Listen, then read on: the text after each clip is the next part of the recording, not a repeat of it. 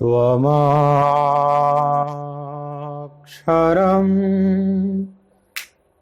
परमं वेदितव्यं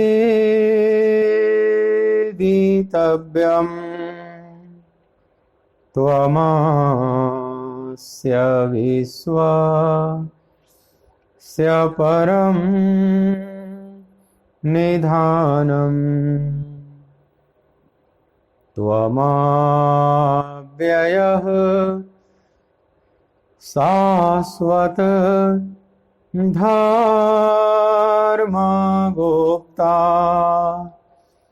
सनातनस्त्वं पुरुषो मतो मे वायुर्यमोऽग्निः वरुणः शशाङ्कः प्रजापतिस्त्वं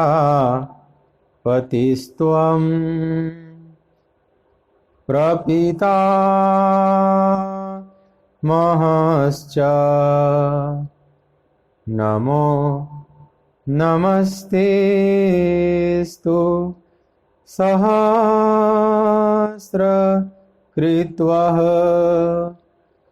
पुनश्च भूयो हि नमो नमस्ते। बोलिए भक्तवत्सल भगवान की जय।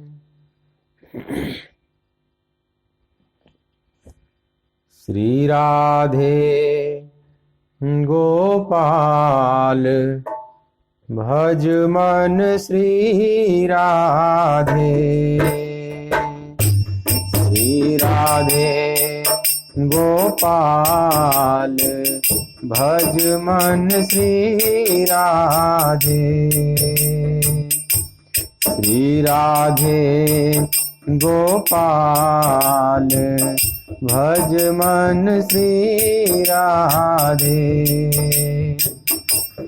श्री राधे जय जय राधे। श्री राधे जय जय राधे। श्री राधे जय जय राधे। श्री राधे जय जय राधे। श्री राधे जय जय राधे। श्री राधे जय जय राधे। श्री राधे गोपाल भज मन श्री राधे। श्री राधे गोपाल भज मन श्री राधे।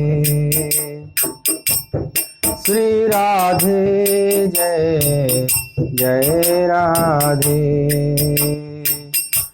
श्री राधे जय जय राधे। श्री राधे जय जय राधे। श्री राधे जय जय राधे।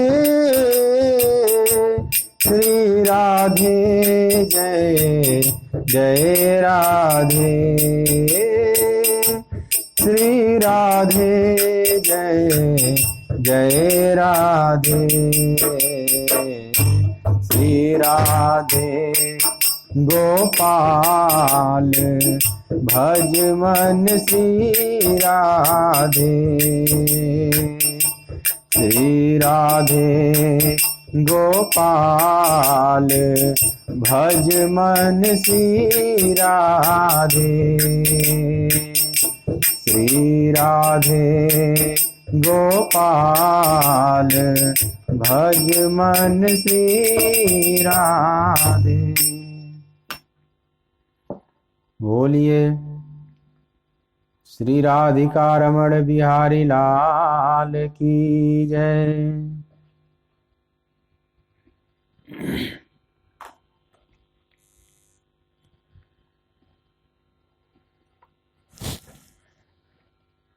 श्रीमद् भगवद गीता ज्ञान यज्ञ के इस मांगलिक सत्संग सत्र में मेरी तरफ से, आराधना कुंज की तरफ से, श्रीधाम वृंदावन की तरफ से आप सभी प्रभु चरणानुरागी गीता प्रेमी भक्त वृंदों का बहुत बहुत हार्दिक स्वागत है।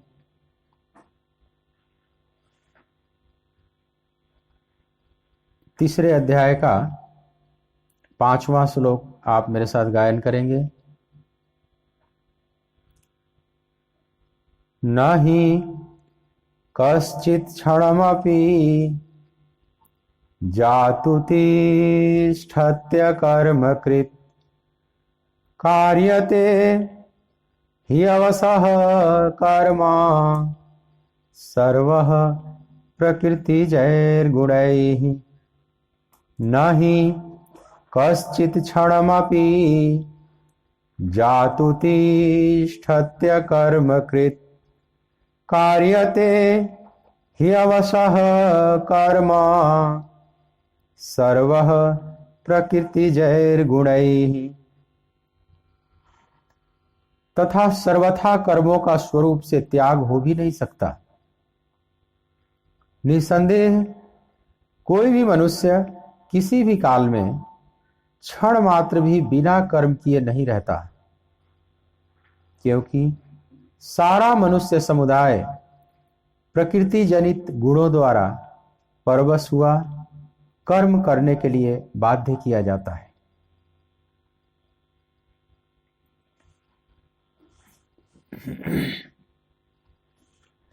जीवन में कर्म की कितनी भूमिका है, भगवान इस बात को दृढ़ता से बता रहे हैं अर्जुन को। तीसरे अध्याय का नाम ही है कर्मयोग।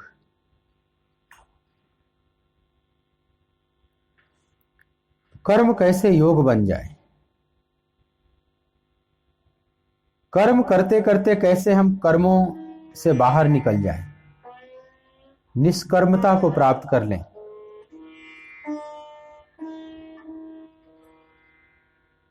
उसकी विधि भगवान बता रहे हैं, और कर्मों की भूमिका कितनी महत्वपूर्ण है हमारे जीवन में, उसकी बात यहां बता रहे हैं।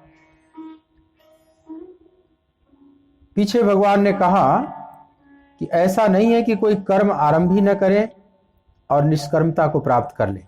मतलब निष्कर्मता प्राप्त करना जीवन का लक्ष्य है, क्योंकि जो आत्मा का स्वभाव है वह निष्कर्मता का है। आत्मा में कोई कर्म नहीं। कर्म शरीर वाणी मन में है। हमारा जो मूल स्वरूप है वहां कोई कर्म नहीं, वहां कोई विकार नहीं, वहां कोई परिवर्तन नहीं, कोई विकृति नहीं।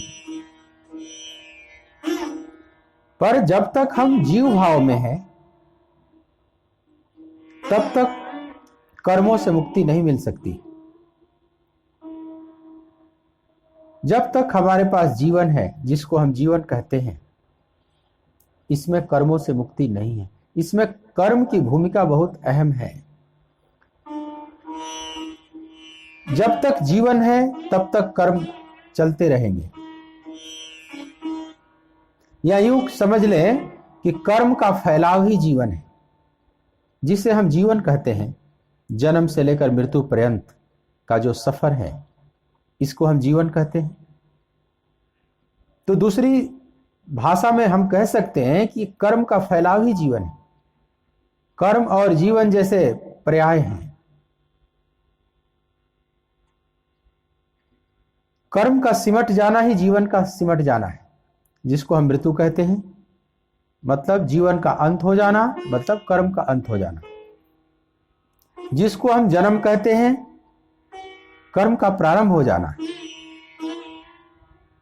जन्म कह लें या कर्म का प्रारंभ कह लें, मृत्यु कह लें या कर्म का सिमट जाना कह लें, और जीवन कह लें या कर्म का ही फैलाव कह लें, एक ही बात है। तो कर्म ही जीवन है, जीवन ही कर्म है। जब तक हम बद्ध हैं प्रकृति और उसके गुणों से, तब तक हम कर्म से बाहर नहीं निकल सकते, चाह कर भी। कोई कितना भी कर्मों से भागना चाहे, वह भाग नहीं सकता। अर्जुन का मन हो रहा है कि सब कर्म छोड़कर मैं चला जाऊं और तत्व चिंतन में लग जाऊं, डूब जाऊं। भगवान के इशारा करना चाहते हैं कि तुम कहीं भी जाओगे अर्जुन, कर्मों से भाग नहीं सकते। वह भागना भी एक कर्म है। जाकर कहीं बैठ जाना भी एक कर्म है। अकर्मण्यता भी एक कर्म है। कोई मान लो अकर्मण्य हो जाए, कुछ न करे, तो वह अकर्मण्यता भी एक कर्म है, कुछ ना करना भी एक कर्म है। तो हम कर्मों से बाहर नहीं निकल सकते। कर्मों के जाल से कितना भी प्रयास करें, हम नहीं निकल सकते।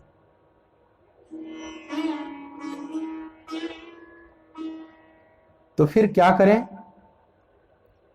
करना यह है कि कैसे हम कुशलता पूर्वक कर्म संपादित करें, कर्म हमारा योग बन जाए, ये करना है।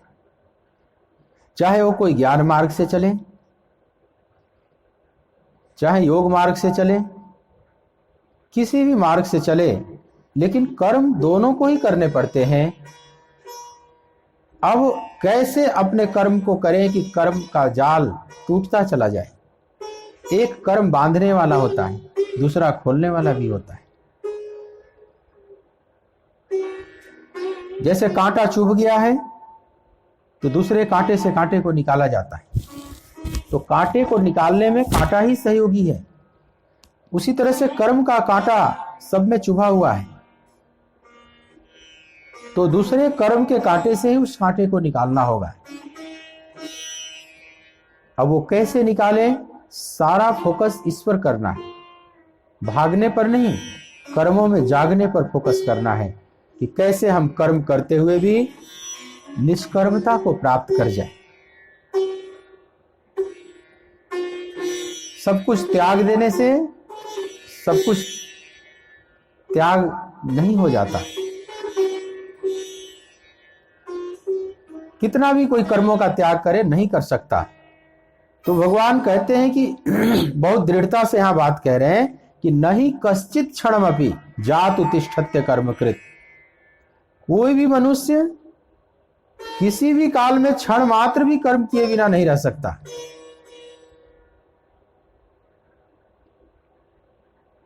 यहां पर भगवान जो जोर दे रहे हैं विशेष रूप से, जो थोड़ी सी बात कहे कि कश्चित क्षणमपि, कोई भी किसी भी काल में और क्षण मात्र भी, ये तीनों शब्द जरा ध्यान से समझें।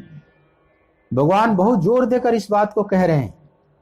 कश्चित माने कोई भी मनुष्य, ये नहीं कि हम आप या और कोई बच जाए कर्मों से। कहते हैं कोई भी मनुष्य, चाहे वो सिद्ध भी क्यों ना हो चुके हैं, जब तक उनके पास शरीर है, चाहे कोई अवतार रूप में ही क्यों ना आ जाए। भगवान कृष्ण स्वयं अपना भी उदाहरण देते हैं कि यद्यप कि मेरे को पाने जैसा कुछ भी नहीं है, अब न मे पार्थास्ति कर्तव्यम त्रिषु लोकेषु किंचन नानवाप्तम अवाप्तव्यम वर्त एव च कर्मणि। स्वयं अपना उदाहरण देते हैं भगवान कि मैं समस्त अवतारों में भी श्रेष्ठ हूं। अवतार वरिष्ठाय श्री कृष्णस्तु भगवान स्वयं, जिसकी महिमा स्वयं भगवान व्यास ने गाई है कि श्री कृष्णस्तु भगवान स्वयं। जैसे और अवतार तो कलाओं को लेकर आए, लेकिन यह जो कृष्ण अवतार है जैसे पूर्ण कलाओं से युक्त होकर आया, जैसे पूरी भगवत्ता उतर आई। वह पूर्ण भगवत्ता जिसमें उतरी है वह कृष्ण अवतार की लीला संपादित करने वाले भगवान अर्जुन से अपनी बात भी कह रहे हैं कि जीवों की तो छोड़ दो, जीव तो कितना भी प्रयास करे कर्मों से बाहर नहीं निकल सकता। खुद मैं जो सबका भगवान हूं, मैं भी कर्म किए बगैर नहीं रह सकता। जब तक लीला पूर्वक आया हूं तो कहते हैं कि न में पार्थास्ति कर्तव्यम त्रिषु लोकेषु किंचन। हे पार्थ, तीनों लोकों में मुझे प्राप्त करने योग्य कुछ भी अप्राप्त नहीं है। नानवाप्तम अवाप्तव्यम, कुछ भी अवाप्त नहीं है, प्राप्त करने योग्य अब नहीं शेष है। लेकिन फिर भी वर्त एव च कर्मणि, फिर भी मैं कर्मों में बरतता हूं। तो जब मैं कर्मों में बरतता हूं, भगवान कहते हैं अगर मैं एक क्षण भी कर्म किए बगैर रह जाऊं, कर्म ना करूं, तो सारा लोक नष्ट भ्रष्ट हो जाए। तो सब कर्म कर रहे हैं, यहां कोई भी ऐसा नहीं है जो कर्म रहित। यहां तक कि सिद्धों की भी बात कहते हैं। जनक इत्यादि का उदाहरण भी दिए हैं भगवान। जनक सिद्ध हैं, विदेहराज हैं, उनको विदेहराज कहा जाता है, जो देह में नहीं है, देह से परे हो चुके हैं, विदेह अवस्था में स्थित हो चुके हैं। ऐसे सिद्ध महापुरुष भी कर्म करते हैं। लोक शिक्षा के लिए भी कर्म करते हैं, और उनका शरीर जब तक है, मतलब जब तक उनका प्रारब्ध कर्म है तब तक उनका शरीर है, और तब तक उन्हें कर्म करना ही होगा। तो भगवान कहते हैं मैं खुद कर्म करता हूं, सिद्ध महापुरुष भी कर्म करते हैं। तो साधकों की तो बात ही क्या, साधक को तो करना ही होगा, चाहे साधक हो, संसारी हो, अथवा कोई जीव जगत हो, कोई भी नहीं बच सकता। आप पूरे ब्रह्मांड पर दृष्टि डालेंगे तो आप देखेंगे यहां कोई भी स्थिर नहीं है। एक बड़े मजे की बात, आप केवल जीवों पर ही नहीं, जिसको आप जड़ कहते हैं, केवल चेतन सत्ता ही नहीं, जिसको हम जड़ सत्ता कहते हैं, उस पर भी आप दृष्टि करें। जैसे आप एक पदार्थ को तोड़कर अंदर जाएंगे, परमाणु पर जाएंगे, आपको लगता है पदार्थ जो पत्थर है कोई, ये बड़ा स्थिर है, जड़ की तरह दिखाई पड़ रहा है। लेकिन आप उस पत्थर का विश्लेषण करेंगे, जिन सूक्ष्म अवयवों से वह पत्थर बना है, परमाणु से, उस परमाणु की संरचना पर विचार करेंगे तो वहां कुछ भी स्थिर नहीं है।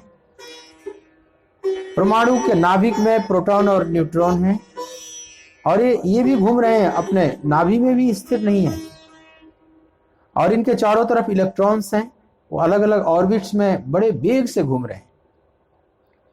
जैसे सूर्य के चारों तरफ है 9 ग्रह परिक्रमा कर रहे हैं, और 9 ग्रह के उपग्रह भी हैं, सब घूम रहे हैं, एक भी स्थिर नहीं है। वैसे ही एक सूक्ष्म परमाणु की संरचना, स्ट्रक्चर ऑफ एटम्स पर आप विचार करेंगे, आपने अगर पढ़ा होगा, देखा होगा, तो ठीक वैसे ही जैसे 9 ग्रह परिक्रमा कर रहे हैं, वैसे ही इलेक्ट्रॉन परिक्रमा कर रहा है न्यूक्लियस की। और जो न्यूक्लियस में न्यूट्रॉन्स प्रोटॉन्स हैं वो भी स्थिर नहीं है, उनमें भी वो भी वाइब्रेट कर रहे हैं, सब कंपन। तो अब जब परमाणु से और उन सूक्ष्म कणों से जो ये पत्थर बना है वो सब कंपित है, तो ये पत्थर स्थिर कहां है? हमारी दृष्टि नहीं पकड़ पाती, ऐसा लगता है कि वो पत्थर स्थिर है, कोई जड़ है, ये अलग बात है, लेकिन स्थिर नहीं है। ये जड़ भी स्थिर नहीं है, और इन जड़ों के समूह से जैसे पृथ्वी बनी है, ये पृथ्वी भी गतिशील है, बहुत वेग से घूम रही है, अपने अक्ष पर भी घूम रही है और सूरज के चारों तरफ भी घूम रही है। 1,08,000 किलोमीटर प्रति घंटे की रफ्तार से भागी चली जा रही है सूरज के चारों तरफ। कितना बड़ा कर्म कर रही, अपने अक्ष पर 1600 किलोमीटर प्रति घंटे की रफ्तार से घूम रही है, और घूमती हुई 1,08,000 किलोमीटर प्रति घंटे की रफ्तार से सूरज की तरफ भाग रही है। अब सापेक्षिक वेग निकाल सकते हैं, सूरज के सापेक्षिक पृथ्वी का रोटेशन कितना है। एक भी आकाशीय पिंड जो आपको दिखाई पड़ रहे हैं, रात में आप देखते हैं असंख्य तारे, ग्रह, उपग्रह, नक्षत्र, ये सब दिखाई पड़ते हैं, कोई भी स्थिर नहीं है। ये उल्का पिंड, एस्ट्रॉयड, सैटेलाइट्स जो भी हैं, कोई भी स्थिर नहीं है। अगर ये स्थिर होंगे तो किसी ना किसी ग्रह के केंद्र में चले जाएंगे। कोई उपग्रह अगर स्थिर हो जाएगा, गति बंद कर देगा, तो तभी बंद करेगा जब वो कोई ग्रह के केंद्र में जाकर गिर जाएगा। अब वो ग्रह के साथ घूमना शुरू कर देगा। अगर कोई ग्रह स्थिर हो जाए, मान लो पृथ्वी है, मंगल है, ये किसी दिन स्थिर हो जाएंगे, तो स्थिर होने का मतलब सूर्य में जाकर गिर जाएंगे, सूर्य के साथ नाचना शुरू कर देंगे। और सूर्य भी किसी महासूर्य की परिक्रमा कर रहे हैं, वह भी स्थिर नहीं है। वो महासूर्य भी किसी आकाश गंगा की परिक्रमा कर रहा है, वो आकाश गंगा भी किसी ब्रह्मांड की परिक्रमा कर रही है। और पूरा ब्रह्मांड, ये यूनिवर्स आप देखते हैं, यह भी एक अजीब तरह का, जैसे यह भी एक वाइब्रेट कर रहा है, एक कंपन है। पूरा ब्रह्मांड, कुछ भी स्थिर नहीं हुआ। अल्बर्ट आइंस्टीन कहते थे कि यह जो अपना ब्रह्मांड है, यूनिवर्स है, ये गुब्बारे की तरह खिलता चला जा रहा है, एक्सपेंड होता चला जा रहा है। और एक्सपेंड होने की गति कितनी है? जितनी प्रकाश की गति है। प्रकाश के वेग से यह ब्रह्मांड हमेशा फैल रहा है चारों तरफ से, स्थिर नहीं है।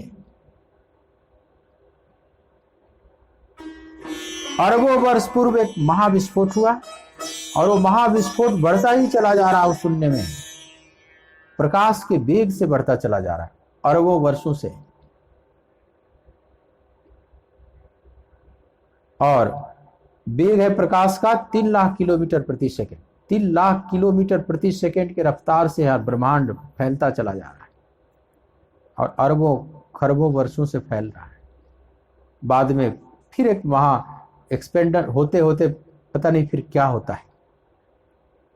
यह ब्रह्मांड बनता है, फिर मिटता है, फिर निर्मित हो। तत्वतः कुछ भी बनता मिटता नहीं, तत्वतः तो उतना ही है सब कुछ, केवल रूपांतरण होता है। यह भी बात समझ लें।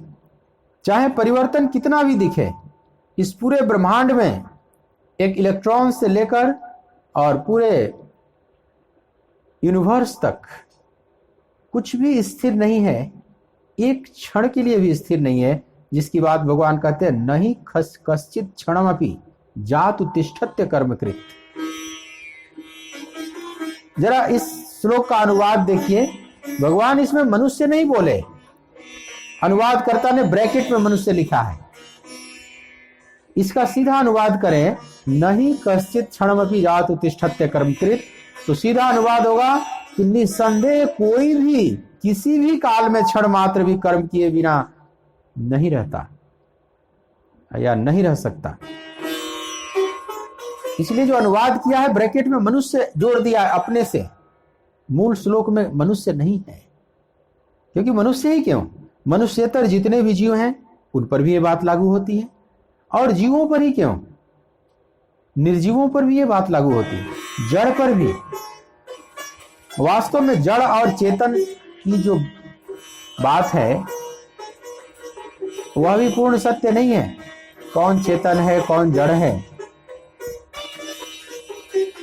कौन सजीव है, कौन निर्जीव है, इसकी एक जो सामान्य परिभाषा हम देते हैं वो तो ठीक है कि चलो जिसमें वृद्धि होती है, जो जन्म लेता है, जो मरता है, जो प्रजनन करता है, जिसमें भूख प्यास लगती है, आहार निद्रा भय मैथुन में जो जीता है वो सजीव है, बाकी निर्जीव हैं। यह भी सामान्य परिभाषाएं हैं, ये विशेष परिभाषाएं नहीं है। जब विशेष परिभाषा मतलब जो ज्ञानी महापुरुषों ने अपनी आंखों से देखकर परिभाषित किया इस पूरे जगत को, तो उन्हें जड़ दिखाई पड़ा, न चेतन दिखाई पड़ा। उन्हें जो कुछ भी दिखाई पड़ा परम चेतन दिखाई पड़ा। तो परम चेतन जब दिखाई पड़ता है ज्ञानी को, सर्वम खलुमिदं ब्रह्म, सर्वम खलुमिदं ब्रह्म का मतलब ये नहीं कि केवल जीव ब्रह्म है और जड़ ब्रह्म नहीं है। यहां जड़ है चाहे जीव है, सब ब्रह्म है। ईशावास्यम इदम सर्वम यत् किंचित जगत्याम जगत, यहां जगत में जो कुछ भी है सब ईश्वरमय है, प्रभु का ही फैलाव है। वासुदेव सर्वम, इसी गीता में 7वें अध्याय के 16वें श्लोक में भगवान, 19वें श्लोक में भगवान कहेंगे वासुदेव सर्वम इति स महात्मा सुदुर्लभ। वह जो दुर्लभ महात्मा है, जो परम सिद्धि को प्राप्त कर लेते हैं, परम नैष्कर्म्य अवस्था को प्राप्त कर लेते हैं, उनकी दृष्टि क्या देखती है, उनकी आंखें जगत को किस रूप में देखती हैं? तो कहते हैं वासुदेव सर्वम, सर्वत्र मुझ वासुदेव को ही देखता है। मतलब वासुदेव छोड़कर और कुछ नहीं, प्रभु छोड़कर और कुछ नहीं। तो कहां जड़ बचा और कहां चेतन बचा? जब सब प्रभुमय है तो अब जड़ चेतन कहां बचा? सिया राम मैं सब जग जानी, करऊं प्रणाम जोरी जोगपाल।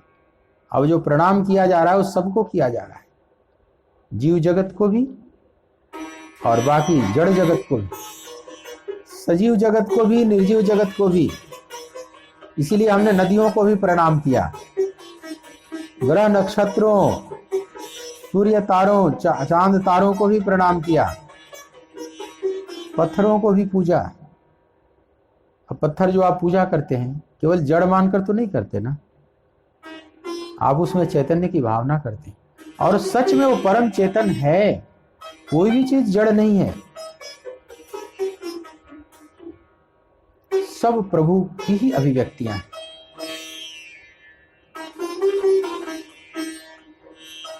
तो हम जिसको जड़ कहते हैं वो भी स्थिर सत्ता नहीं है।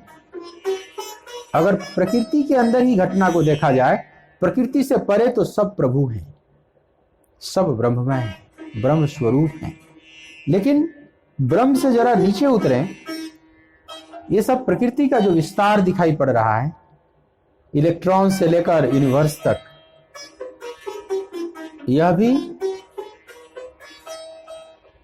स्थिर कहीं भी कुछ भी नहीं है। इसमें सब कंपित है, सब गति कर रहे हैं, सब में मूवमेंट है, और एक क्षण भी स्थिर नहीं रह सकते। एक क्षण, जो भी एक क्षण स्थिर होगा वो अपने केंद्र में, जिसकी वो परिक्रमा कर रहा है उसमें जाकर मिल जाएगा, अब उसके साथ परिक्रमा करने लगेगा।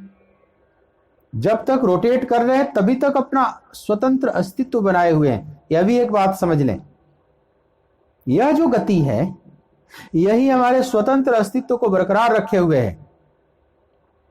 जिस दिन हमारी गति समाप्त हो जाएगी, किसी भी चीज की गति समाप्त हो जाएगी, उसका स्वतंत्र अस्तित्व समाप्त हो जाएगा। जिस दिन इलेक्ट्रॉन की गति समाप्त हो जाएगी, अब इलेक्ट्रॉन नहीं रहेगा, वो न्यूक्लियस में चला जाएगा। जिस दिन पृथ्वी की गति समाप्त हो जाएगी, पृथ्वी नहीं रहेगी, वो सूर्य के साथ एक हो जाएगी। सूर्य की गति जिस दिन समाप्त हो जाएगी, वह किसी आकाशगंगा के साथ जाकर मिल जाएगा। कुछ भी यहां एक क्षण भी स्थिर नहीं रह सकता अगर उसे अपने स्वतंत्र अस्तित्व को बचाए रखना है। यह बात सूत्र रूप में समझ लें। और जिस दिन अपना स्वतंत्र अस्तित्व समाप्त करना चाहेगा, उस दिन अपनी गति को समाप्त करना होगा, या समझ लो परम गति को प्राप्त करना होगा। परम गति, द अल्टीमेट मूवमेंट, स याति परमाम गति। गीता में एक बहुत सुंदर शब्द है कि जीवन की जो सर्वोच्च उपलब्धि है, भगवान उसको कहते हैं परम गति। देना, ध्यान देना, इसमें शब्द लगा हुआ है गति। गति माने मोशन। भाई हम तो शांत होना चाहते हैं, हम तो स्थिर होना चाहते हैं, हम तो प्रभु के पास जाकर विश्राम करना चाहते हैं। तो क्या प्रभु के पास पहुंचना माने परम गति हो गई? परम गति माने अब उसके आगे गति नहीं हो सकती। जैसे वैज्ञानिक कहते हैं ना कि प्रकाश की गति सबसे तेज है, उससे ज्यादा अब कोई गति नहीं हो सकती। उसको परम गति कह सकते हैं प्रकृति में। लेकिन भगवान जो परम गति कहते हैं कि स याति परमाम गति, जो परम गति प्राप्त कर लेता है, मतलब वो इतनी गति प्राप्त कर लेता है कि अब उसके आगे कोई गति नहीं, कोई मोशन नहीं हो सकता। तो परम गति कह लें या परम स्थिर कह लें, बात एक ही है। अगर परम गति शब्द प्रयोग करते हैं तो समझ ले उस परम गति के द्वारा वो एस्केप कर जाएगा, पलायन कर जाएगा, पूरे ब्रह्मांड की गति को अतिक्रमण कर जाएगा, वो विशिष्ट हो जाएगा। या कह ले कि वो परम स्थिर हो जाएगा, वो अपने केंद्र में चला गया। तो जीव जिस दिन स्थिर होता है उस दिन वो ब्रह्म हो जाता है, यही उसकी परम गति है। उस दिन वो कर्मों के जाल से बाहर निकल जाएगा। कर्म माने जो गति की दे रहा है, गति का नाम ही कर्म है, उसी का नाम जीवन है। पूरे कर्म का फैलाव ही जीवन है, कर्म का सिमट जाना ही मृत्यु है, कर्म का प्रारंभ होना ही जन्म है, जिसको हम सामान्य जन्म मृत्यु के बीच का जीवन कहते हैं। वैसे जिसको हम मृत्यु कहते हैं वह बहुत कुछ नहीं मिटा पाती, वो तो केवल स्थूल शरीर से सूक्ष्म शरीर का संबंध विच्छेद कर देती है। उसके बाद भी तो यात्रा है। क्या जीवन समाप्त हो गया? मरने के साथ ही क्या जीवन समाप्त हो गया? क्या सचमुच में कर्म समाप्त हो गए? तो नहीं, उसके बाद भी जीवन है, अलग प्रकार का जीवन शुरू हो जाता है, सूक्ष्म जगत का जीवन शुरू हो जाता है। वह फिर जीवात्मा सूक्ष्म शरीर से आगे बढ़ रही, वहां भी कर्म हो रहा है।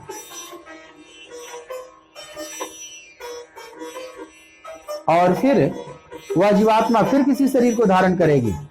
उत्क्रामंतम स्थितम वापि भुंजानाम वा गुणान्वितम विमूढ़ा नानुपश्यन्ति पश्यन्ति ज्ञान चक्षुषा। भगवान कहते हैं कि इस शरीर में रहते हुए इस जीवात्मा को अथवा इस शरीर को छोड़ते हुए, छोड़कर जाते हुए और फिर दूसरे शरीर को धारण करते हुए और फिर उस शरीर में जाकर विषयों का भोग करते हुए, इस सारी घटना को विमूढ़ा नानुपश्यन्ति, विमूढ़ लोग नहीं देख पाते। तो कौन देख पाता है? पश्यन्ति ज्ञान चक्षुषा, जिसके पास ज्ञान चक्षु है वे देख पाते।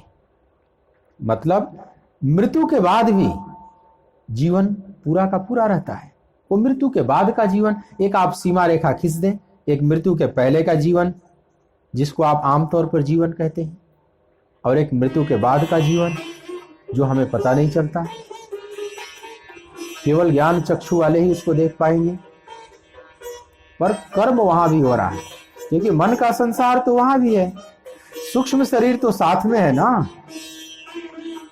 वायु गंधा निवासयात शरीरम यद्वाप्नोति यच्चाप्युत्क्रामति स्वर गृहीत वैतानि संयाति वायुर्गंधा निवासयात। जैसे फूल खिला और हवा का झोंका आया और उसमें से खुशबू को उड़ाकर लेकर दूर चला गया। फूल पूरा का पूरा यहीं का यहीं है, खुशबू चली गई, खुशबू दिखाई नहीं पड़ रही है, केवल महसूस हो रही है। ऐसे ही भगवान कहते हैं कि स्थूल शरीर समझ लो फूल की पंखुड़ियों की तरह है, और सूक्ष्म शरीर उसके पराग कण हैं, उसके सुगंध हैं, और मृत्यु हवा का झोंका है, और मृत्यु का झोंका आया और उस गंध को उड़ाकर लेकर चला गया, मतलब सूक्ष्म शरीर को लेकर चला गया। स्थूल शरीर रूपी फूल वैसे के वैसे पड़ा रहा। तो वायुर्गंधा निवासयात, जैसे वायु गंध को लेकर चला जाता है, वैसे ही मृत्यु सूक्ष्म शरीर को लेकर चली जाती है। पर जहां भी लेकर जाती है वहां भी कर्म होता ही रहता है, कभी कर्म से यह मुक्त नहीं हो सकता, क्योंकि मन का संसार है। कर्म से मुक्त तब हो सकता है जब मन का संसार भी समाप्त हो जाए, सूक्ष्म शरीर और कारण शरीर ये सब भी जब ध्वस्त हो जाएंगे, और जब आत्मा अपने शुद्ध स्वरूप में स्थित हो जाएगी, तो वहां पर कोई कर्म है न बंधन है न कोई गति है, वो परम गति है। यह परम स्थिर है अचलो अयम सनातन। आत्मा का जो शुद्ध स्वरूप है वो अचल है। जब अचल है तो कर्म कहां से होगा? कर्म का मतलब ही होता है गति। कर्म जब भी होगा तो कुछ गति करेगा, बिना गति के तो कोई कर्म होता नहीं। और आत्मा में कर्म नहीं हो सकता क्योंकि आत्मा अचल है। नित्य सर्वगत स्थाणु अचलो अयम सनातन। ये जो अचल शब्द है इस पर ध्यान देना। अचल माने जो चल नहीं सकता, जो चलायमान नहीं है, जिसको चलायमान नहीं किया जा सकता, जो सर्वव्याप्त है। जो सर्वव्याप्त है वही चलायमान नहीं हो सकता। जो सब जगह व्याप्त है, ओमनी प्रेजेंट, जो सब जगह है, तो उसकी गति अब कहां होगी? जब सब जगह है तो गति कहां होगी? अब कहां से ठेल कर ले जाइएगा? जैसे आकाश है, मान लो ये स्थूल आकाश की ही बात करें तो आकाश सर्वव्याप्त है। तो आकाश सर्वव्याप्त है तो आकाश अचल है। अब इसको आप गति नहीं दे सकते। ये नहीं कि आकाश को ठेल कर आप कहीं और भेज दोगे, क्योंकि जहां गति दोगे तो वहां भी आकाश है, तो फिर वो जाएगा कहां?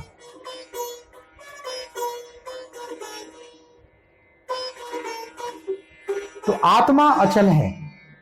अचल का मतलब कोई उसमें परिवर्तन नहीं, कोई गति नहीं आप देख सकते, कोई इसमें विस्थापन नहीं हो सकता, कोई डिस्प्लेसमेंट नहीं हो सकता। तो जब डिस्प्लेसमेंट हो ही नहीं सकता तो फिर क्रिया कैसे हो सकती? क्रिया का मतलब यह परिवर्तन। कोई क्रिया नहीं तो कर्म कैसे होगा? कोई कर्म होता है तो उसमें क्रिया घटित होती है। क्रिया माने परिवर्तन होता है, वहां विस्थापन होगा, और यहां तो कुछ भी नहीं। तो जो अचल आत्मा है उसमें क्रिया है, न कर्म है, न विकार है, न विकृति है, वहां न कोई गति है। लेकिन जब तक आत्म स्वरूप का बोध नहीं हुआ है, भगवान कहते हैं यहां कोई भी क्षण मात्र भी कश्चित क्षणम अपि तिष्ठत्य, बिना कर्म किए नहीं रहता। कोई भी किसी भी काल में, अब कोई भी मनुष्य केवल मत जोड़िएगा, आप अपने सोच को जरा और बृहद कीजिए।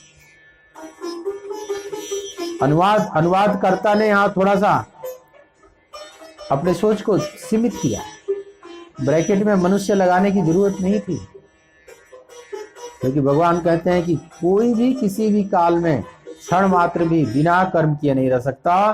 तो इसमें पूरे ब्रह्मांड, अखिल ब्रह्मांड को आप लीजिए, मनुष्य हो चाहे दूसरे जीव हो, चाहे स्थावर हो चाहे जंगम हो, माने चलते फिरते जीव हो चाहे स्थिर हो, लता पता वृक्ष इत्यादि, अथवा जिसको हम जड़ विभाग कहते हैं, पत्थर, मिट्टी, चांद, तारे, ग्रह, नक्षत्र, उपग्रह, सब, यहां कोई भी स्थिर नहीं है,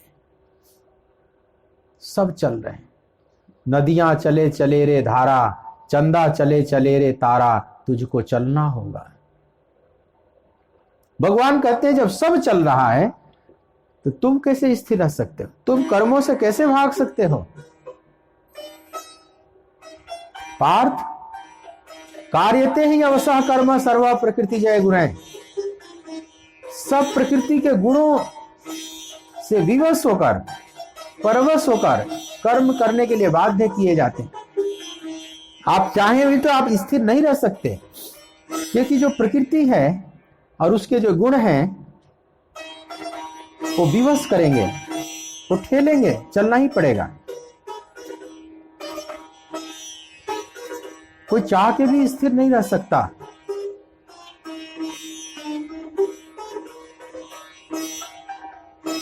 यहां तक कि हम जब सो जाते हैं, मान लो कोई सो गया, एकदम चला गया निष्क्रिय अवस्था में, निद्रा में, सुषुप्ति में, तो क्या वहां पर कर्म समाप्त हो गए, कर्म रहित हो गया? भगवान कहते वहां भी कर्म चलते रहते हैं। जब ये नियम है कि एक क्षण भी कोई भी कर्म किए बगैर नहीं रह सकता, एक क्षण भी, तो फिर इसका मतलब हम जब सो जाते हैं तो वहां भी कर्म चल रहा है, वहां भी हम कर्म किए बगैर नहीं रह सकते।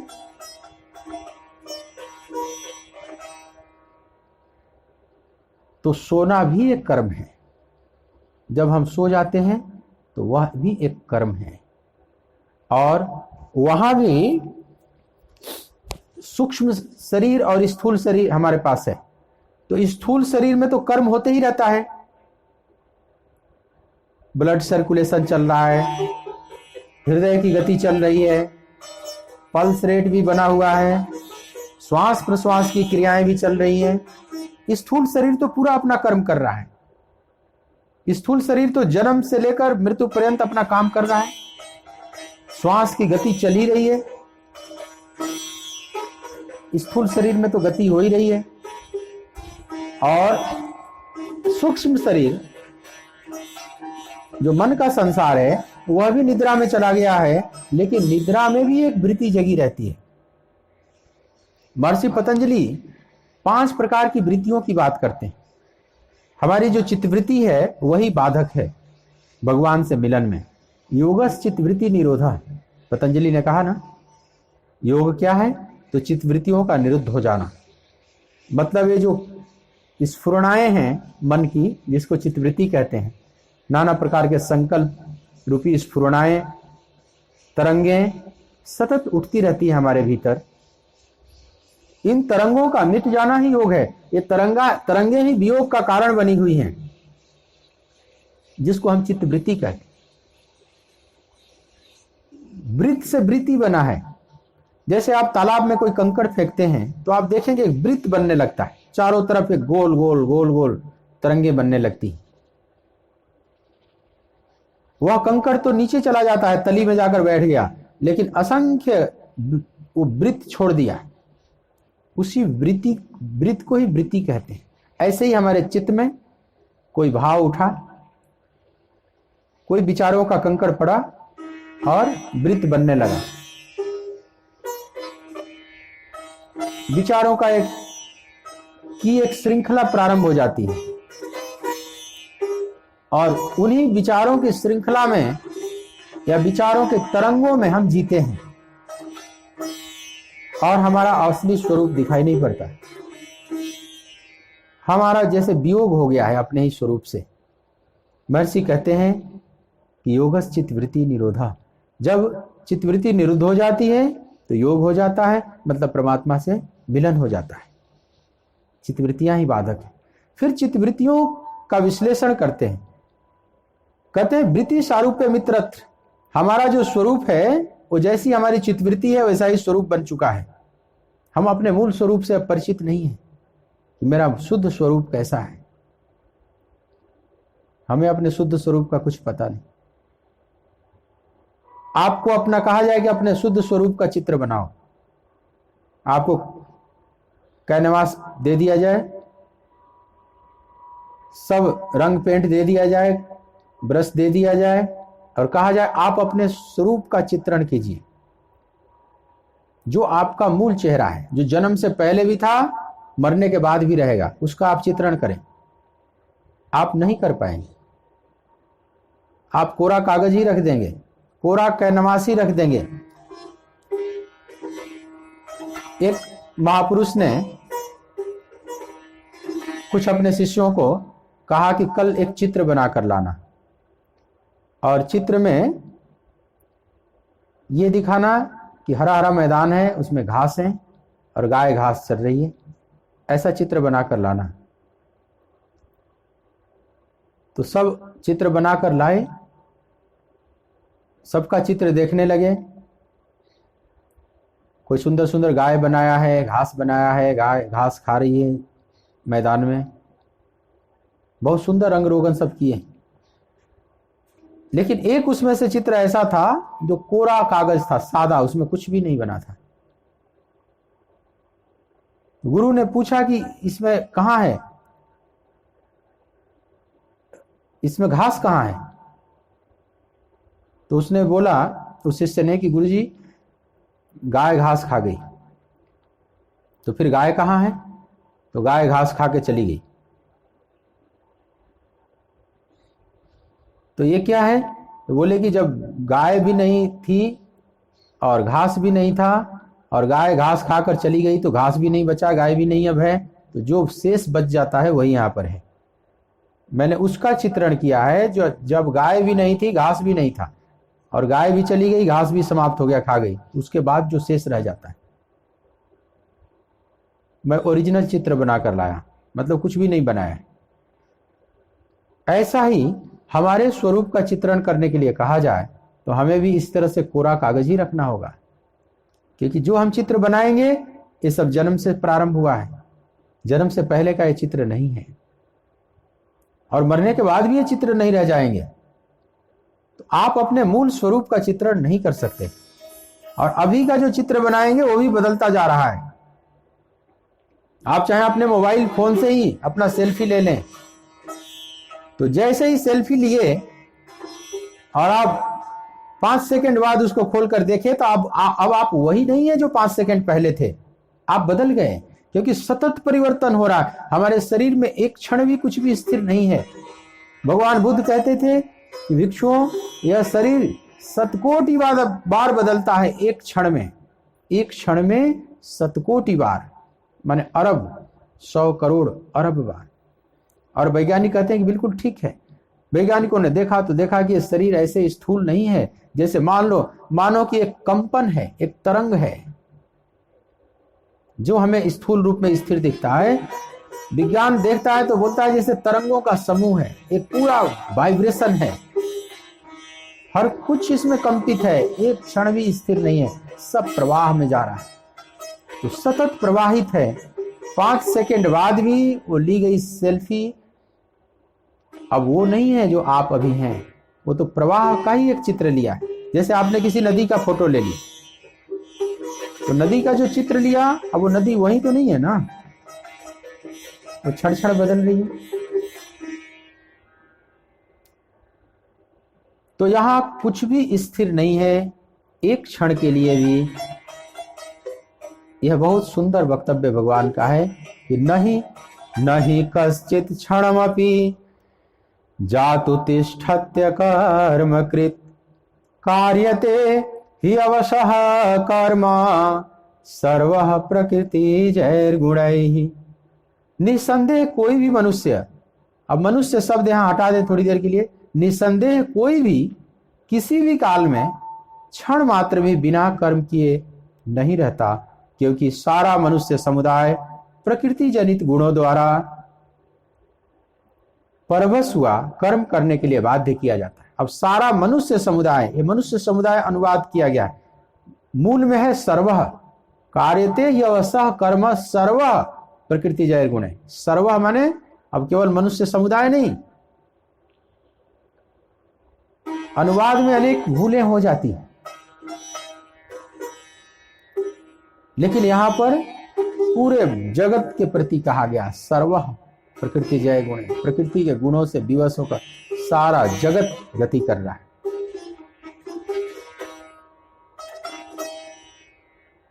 अब उसमें एक सूक्ष्म कण से लेकर और पूरा विराट ब्रह्मांड तक, और इस विराट ब्रह्मांड के कुल ग्रह नक्षत्र तारे, आकाश गंगाएं, ब्लैक होल्स, एस्ट्रॉयड, कोई भी नहीं बचेंगे, इसमें सब चल रहा है।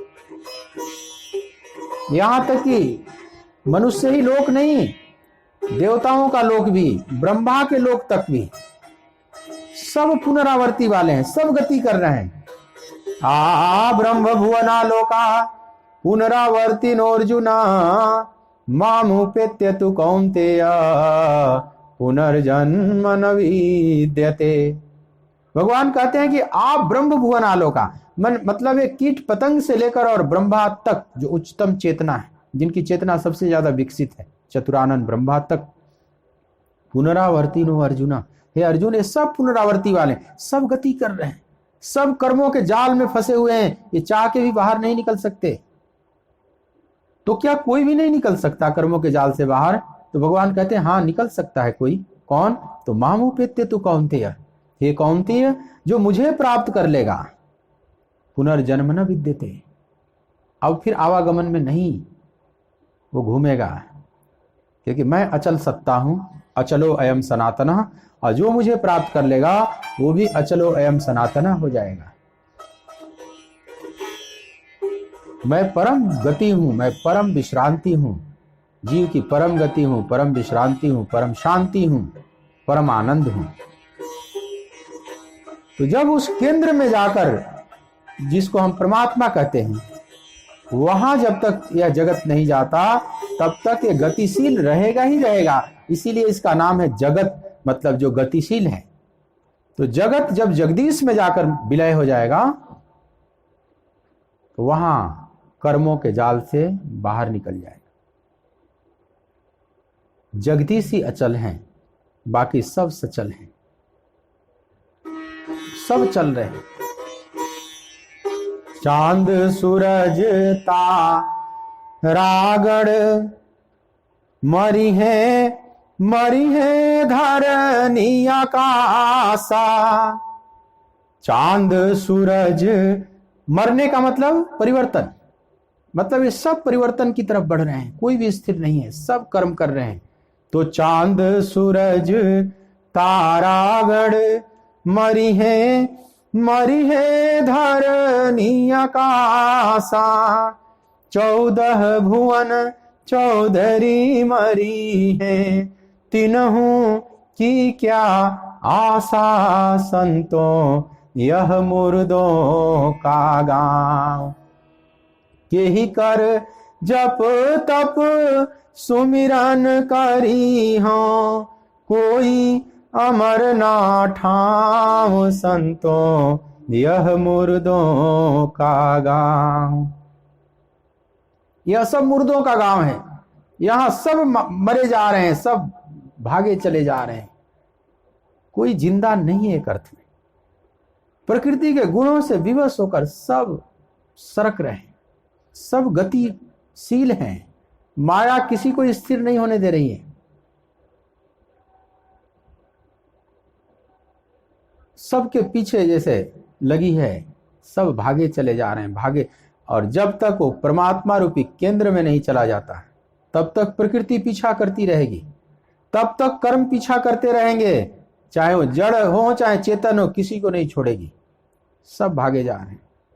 नदियां चले चले रे धारा, चंदा चले चले रे तारा, तुझको चलना होगा। जब नदी भी चल रही है, चांद तारे भी चल रहे हैं, तो आपको भी चलना होगा। और न चलकर भी आप अचल नहीं हो सकते। न चलने का भ्रम कोई पाल सकता है, लेकिन उसको चलना ही होगा। चलना जीवन की कहानी, रुकना मौत की निशानी, कहा गया है ना। चलना जीवन की कहानी है, रुकना मौत की निशानी। तो सब गति करते जा रहे हैं, सभी गति कर रहे हैं।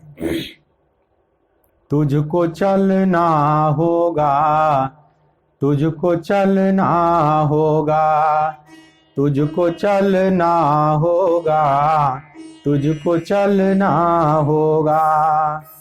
नदियां चले चले रे धारा, चंदा चले चले रे तारा, तुझको चलना होगा, तुझको चलना होगा।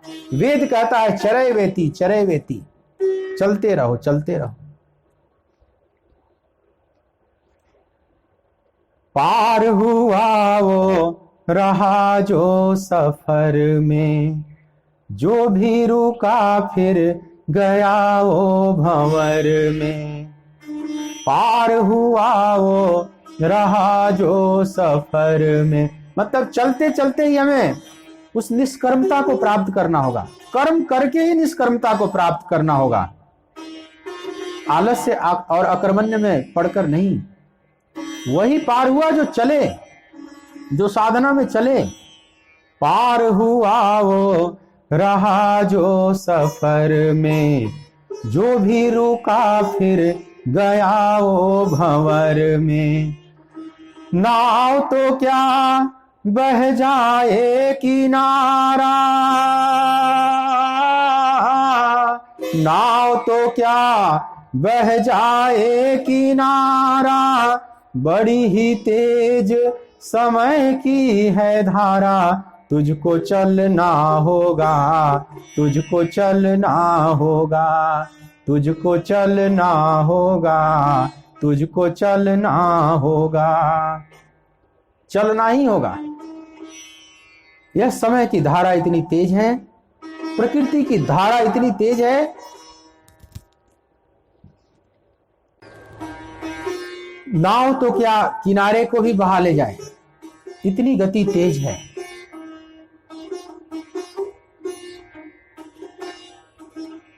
जीवन कहीं भी ठहरता नहीं है। जिसको हम जीवन कहते हैं, ये चलने का नाम है। जीवन चलने का नाम, चलते रहो सुबह और शाम। तो जीवन कहीं भी ठहरता नहीं है। आंधी से तूफान से डरता नहीं है। कितना भी आंधी तूफान भूकंप सुनामी आ जाए, प्रलय हो जाए, महाप्रलय हो जाए, फिर भी जीवन चलता ही रहेगा। वो प्रलय भी एक गति है, कहीं भी नहीं ठहरता। तो जीवन कहीं भी ठहरता नहीं है। आंधी से तूफान से डरता नहीं है। तू न चलेगा तो चल देंगी राहें, तू न चलेगा तो चल देंगी राहें। मंजिल को तरसेंगी तेरी निगाहें। तुझको चलना होगा, तुझको चलना होगा, तुझको चलना होगा, तुझको चलना होगा। प्रलय भी नहीं रोक सकता, क्योंकि प्रलय तो स्वयं में गति है। वहां भी हम एकदम निष्कर्मता को नहीं प्राप्त कर सकते। वहां भी बीज रूप में पूरा ब्रह्मांड कंपित रहता है, अव्यक्त हो जाता है। जिसको प्रलय कहते हैं, ये व्यक्त जगत अव्यक्त हो जाता है, लेकिन अव्यक्त रूप में भी पूरा का पूरा है। व्यक्त अव्यक्त का खेल चल रहा है। जैसे आप बल्ब लगा देते हैं तो करंट उसमें व्यक्त हो जाता है, बल्ब जलने लगता है। बल्ब निकाल दो तो वह जो धारा है अव्यक्त हो गई, लेकिन धारा करंट की प्रवाहित है। विद्युत धारा पूरी तरह से प्रवाहित है, केवल व्यक्त नहीं हो रही है, बल्ब में वो व्यक्त हो जाती है। उसी तरह से है जो स्थूल जगत है, यह समझ लो व्यक्त दिखाई पड़ रहा है, और यही प्रलय में अव्यक्त हो जाता है, लेकिन रहता है अपनी जगह पूरी तरह से, पूरा का पूरा रहता है। तो आंधी से तूफान से डरता नहीं है। तू न चलेगा तो चल देगी राहें, और मंजिल को तरसेंगी तेरी निगाहें। तुझको चल।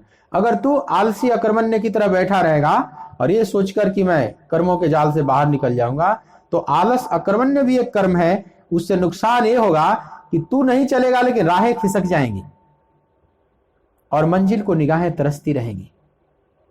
राहें मतलब ये जो शरीर है वो तो खिसकता ही रहेगा ना। कोई आलस्य में बैठा रहे, न भजन चिंतन करे, साधना न करे, तो क्या शरीर रुका हुआ है? शरीर तो बढ़ ही रहा है, शरीर तो खिसक ही रहा है, पूरा ब्रह्मांड खिसक रहा है। तो तू न चलेगा तो चल देंगी राहें, और अंत में क्या होगा? तो मंजिल को तरसेंगी तेरी निगाहें। तुझको चलना होगा, मंजिल को फिर तरसते रहेंगे। लक्ष्य दूर होता चला जाएगा। जितना हम कर्मों से भागेंगे, लक्ष्य उतना ही दूर होता चला जाएगा। तो कर्म से भागने का कोई भी उपाय नहीं। भगवान अर्जुन को यह बात समझाना चाहते हैं, क्योंकि अर्जुन शुरू में पूछते हैं कि जयासी चेत कर्मणास्ते मता बुद्धिर जनार्दन, किम तत्किम कर्मणि घोरे माम नियोजयसी केशव। हे जनार्दन, आपको कर्म की अपेक्षा ज्ञान श्रेष्ठ मान्य है, तो मुझे इस युद्ध रूपी भयंकर कर्म में क्यों झोंक रहे हैं केशव? तो भगवान कहते हैं कि कर्म और ज्ञान का विरोध नहीं है पार्थ। ज्ञान तो जीवन का चरम लक्ष्य है, ज्ञान तो जीवन की परम उपलब्धि है।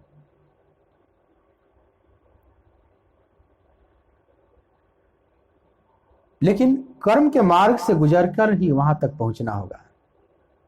ज्ञान तो लक्ष्य है, लेकिन कर्म के मार्ग से गुजरना होगा।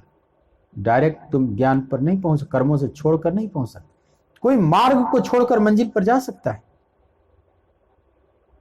माउंट एवरेस्ट पर आपको जाना है तो कहो कि मैं किसी भी मार्ग का सहारा नहीं लूंगा, मैं डायरेक्ट वहां पहुंचूंगा। क्या ऐसा हो सकता है? नहीं हो सकता।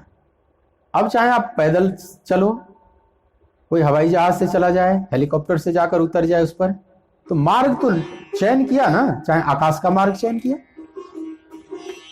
जो पर्वतारोही पैदल चले चले जा रहे हैं, बर्फ को काट काट कर, बर्फ में अपने को संभालते हुए,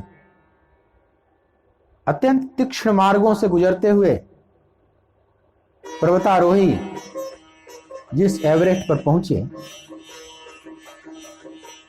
कोई दूसरा व्यक्ति कहता है कि नहीं, मैं इस मार्ग से नहीं चलूंगा, मैं तो सीधा हेलीकॉप्टर से जाकर उसकी चोटी पर उतर जाऊंगा।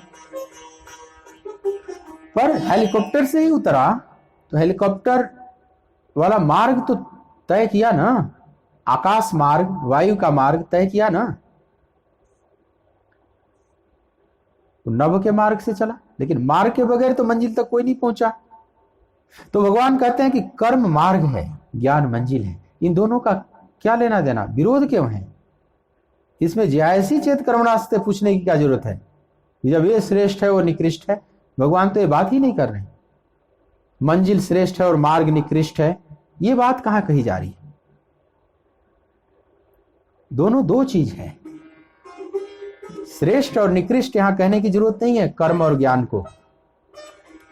ज्ञान जीवन की परम उपलब्धि है, तो कर्म उस उपलब्धि तक पहुंचाने का साधन है। हाँ, अब कर्म कैसे करें ये बात समझनी है। वो कर्म योग कैसे हो जाए? हाँ, उस परम लक्ष्य तक पहुंचने के दो मार्ग हो जाते हैं, कर्म योग और ज्ञान योग। दोनों रास्ते से, कोई पैदल के रास्ते से चले, चाहे हवाई जहाज से वहां पर हेलीकॉप्टर से उतर कर चला जाए, दोनों मार्ग हैं।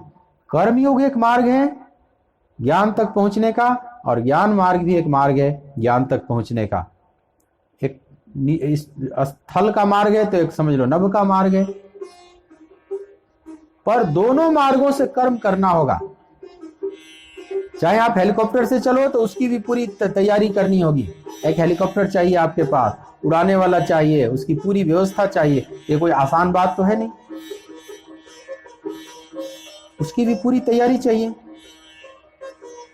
और जो पैदल चलते हैं उनकी भी पूरी तैयारी चाहिए, पूरा ट्रेनिंग चाहिए, पूरा अभ्यास चाहिए। पर दोनों मार्ग मंजिल तक पहुंचा देते हैं। तो भगवान कहते हैं कि ज्ञान मंजिल है पार्थ, उस ज्ञान रूपी मंजिल तक पहुंचने के लिए एक कर्म योग का मार्ग है, एक ज्ञान योग का मार्ग है। लेकिन दोनों मार्गों से तुझे कर्म करना होगा। तुम समझ रहे हो कि मैं कर्मों से भाग जाऊं, छोड़कर, युद्ध छोड़कर भाग जाऊं और कहीं एकांत में जाकर तत्व चिंतन करने लगूं, तो वो चिंतन करना भी तो कर्म है, वो भी कर्म है, कोई साधारण कर्म तो नहीं है। किसी को बैठकर कहा जाए चिंतन करो, ऐसा लग रहा होगा कि ये तो बड़ा आसान है। जैसे सिद्धार्थ गौतम जाकर बैठ गए बोधि वृक्ष के नीचे, जो भगवान बुद्ध बन गए, कुछ नहीं कर रहे हैं, भूख लगी तो भीख मांगकर खा ले रहे हैं। एक भिक्षा पात्र लेकर गांव में कुछ भोजन पा लेते थे बस, और कुछ नहीं करते थे, कुछ करते ही नहीं थे, और फिर अपने वृक्ष के नीचे बैठ जाते। हो सकता है किसी को लगे तो आलसी और अकर्मण्य है। हम लोग कोई किसान देखे वो सोचे कि मेहनत तो हम कर रहे हैं, हल चला रहे हैं, अन्न पैदा कर रहे हैं, ये व्यक्ति तो अकर्मण्य की तरह बैठा है और कहता है मैं ज्ञान को प्राप्त कर रहा हूं, मैं ज्ञान को प्राप्त कर लिया, ये तो रास्ता बड़ा आसान है। मान लो किसान को भी लोभ पकड़े कि मैं भी ज्ञान को प्राप्त कर लूं, तो सोचे कि एक कर्म योग का मार्ग क्यों अपनाऊं, ज्ञान योग का मार्ग अपनाता हूं, जिसमें चुपचाप बैठा रहना पड़ता है, किसी वृक्ष के नीचे जाकर बैठ जाओ।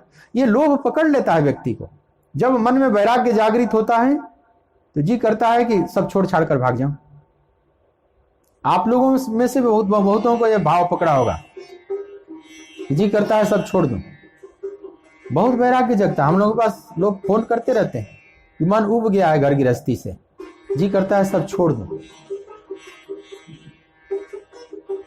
जैसे ही वैराग्य जगेगा, भगवान को पाने का थोड़ा भाव जगेगा, जी करेगा सब छोड़ दूं। लेकिन सब छोड़ देने से अगर बात बन जाती तो बहुत आसान बात है, सब छोड़ दें, भगवान को पा जाए। लेकिन ऐसा नहीं। यही भाव अर्जुन के भीतर भरा आया है कि जब ज्ञान ही जीवन का परम लक्ष्य है, जिसकी बात भगवान कहते हैं कि नहीं ज्ञानेन सदृशम पवित्रम इह विद्यते, ज्ञान के समान पवित्र करने वाला और कुछ भी नहीं है संसार में।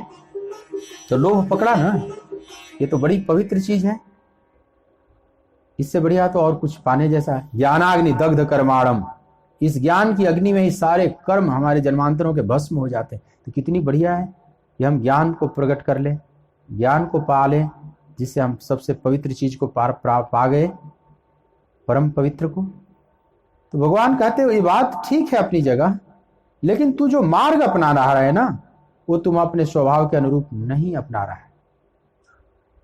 अर्जुन के स्वभाव को भगवान पकड़े हुए हैं।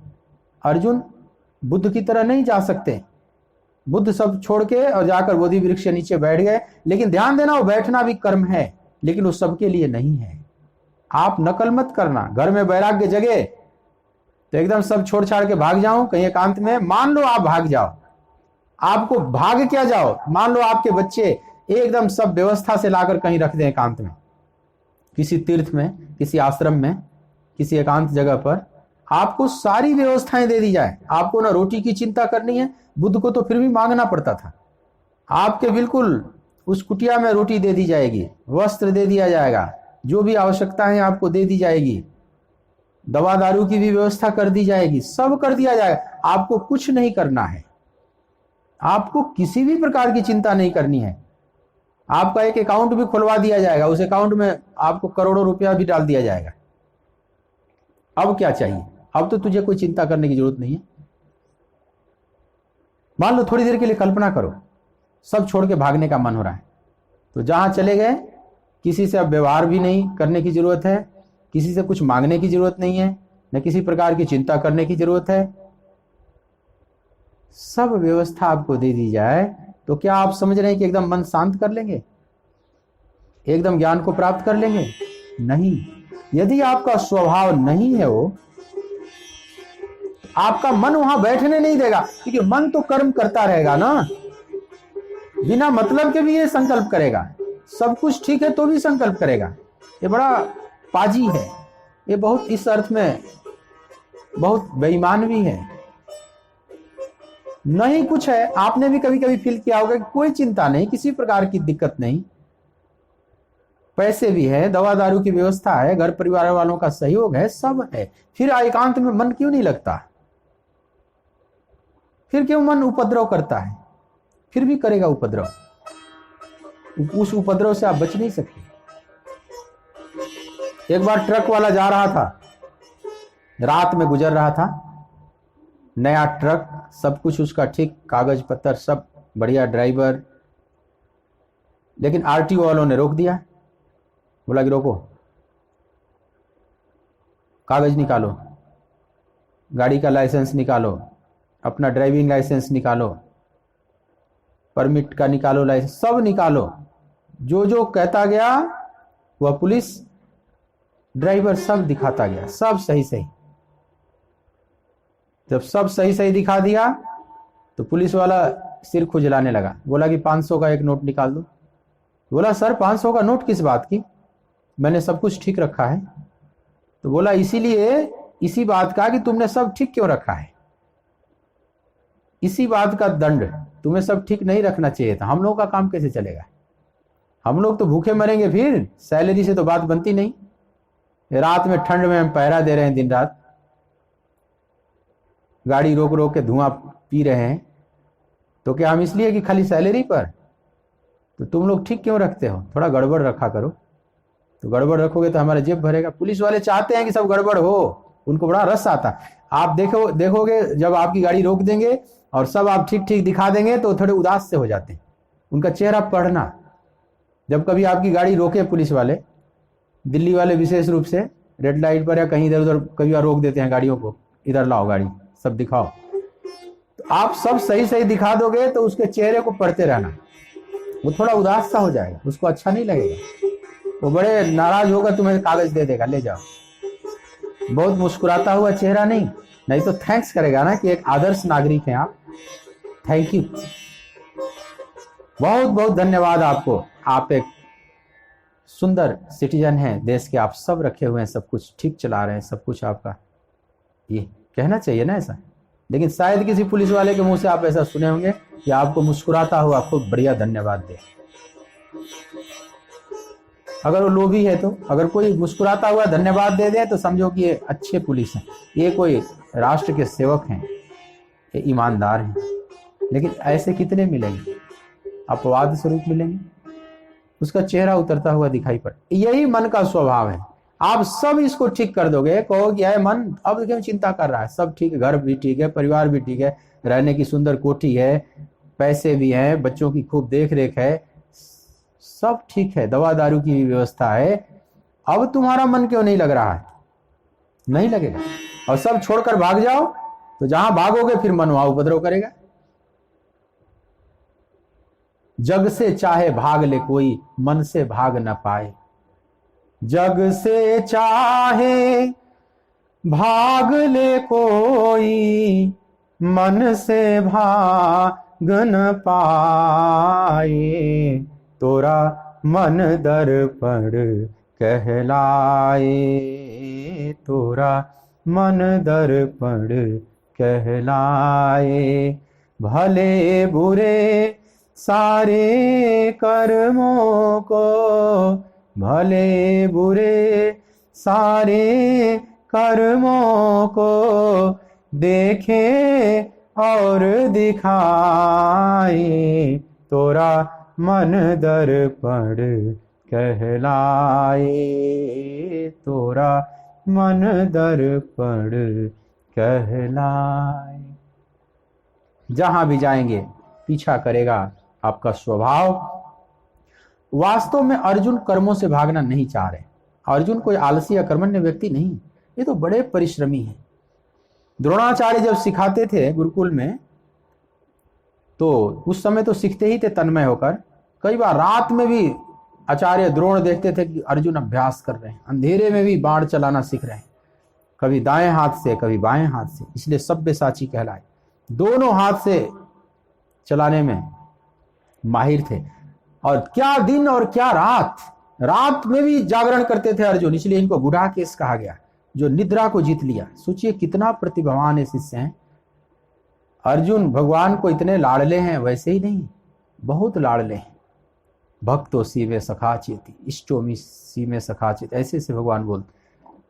द्रोणाचार्य को भी लौकिक गुरु के भी लाडले रहे अर्जुन सबसे ज्यादा, और जो पारलौकिक गुरु है कृष्णम वंदे जगत गुरुम, इस जगत गुरु का भी बहुत लाडला है, बहुत ज्यादा लाडला है। तो सोचो कितना इनमें गुण होगा। क्या ये अर्जुन आलसी और अकर्मण्य है? बिल्कुल नहीं। कर्मों से क्यों भागना चाहेंगे? 12 वर्ष और 13 वर्ष में जो कर्म किए कि देवलोक तक को छान मारे, इतना कर्मठ और कौन होगा? वास्तव में कर्म से नहीं भागना चाह रहे अर्जुन, अपने कर्तव्य से भाग रहे हैं, कर्म से नहीं। इस धर्म युद्ध से भागना चाह रहे हैं, और उसका कारण है पारिवारिक मोह। जो पारिवारिक मोह रूपी अंकुरण हो चुका है इनके भीतर से, वह इनके कर्तव्यों से च्युत कर रहा है, वो दिग्भ्रमित कर दिया है, और वो रास्ता देख रहा है कि सब छोड़ छाड़ के जल्दी आदेश दे मैं भाग जाऊं। भगवान कहते हैं कहां भाग कर जाओगे? जहां भी जाओगे कर्म करना होगा, क्योंकि कोई भी क्षण मात्र भी बिना कर्म किए नहीं रह सकता। प्रकृति के गुणों से परवश हुआ सभी कर्म करने के लिए बाध्य हैं पार। तो कर्मों की महिमा भगवान ने गाई। अब कर्म को कैसे करना है, उन्हीं बातों को विभिन्न एंगल से बताएंगे। कर्म तो करना एक बात गांठ बांध दो, पर कैसे करना है कि वह योग बन जाए, कर्म योग बन जाए अथवा ज्ञान योग बन जाए। दोनों मार्गों में कर्म करना है, पर योग कैसे बन जाए, इस बात को समझना है। शेष चर्चा कल के प्रसंग में। श्री राधे गोपाल भज मन श्री राधे, श्री राधे गोपाल भज मन श्री राधे, श्री राधे गोपाल भज मन श्री राधे।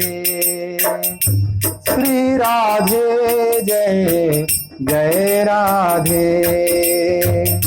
श्री राधे जय जय राधे। श्री राधे जय जय राधे। श्री राधे जय जय राधे। श्री राधे जय जय राधे। श्री राधे जय जय राधे। श्री राधे गोपाल भज मन श्री राधे। श्री राधे गोपाल भज मन श्री राधे। श्री राधे जय जय राधे। श्री राधे जय जय राधे। श्री राधे जय जय राधे। श्री राधे जय जय राधे। श्री राधे जय जय राधे।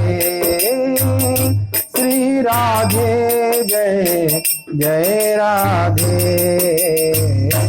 श्री राधे गोपाल भज मन श्री राधे। श्री राधे गोपाल भज मन श्री राधे। श्री राधे गोपाल भज मन श्री राधे। बोलिए श्री राधिका रमण बिहारी लाल की जय। भक्त वत्सल भगवान की जय। ओम नमः पार्वती पतये हर हर महादेव। जय श्री कृष्ण।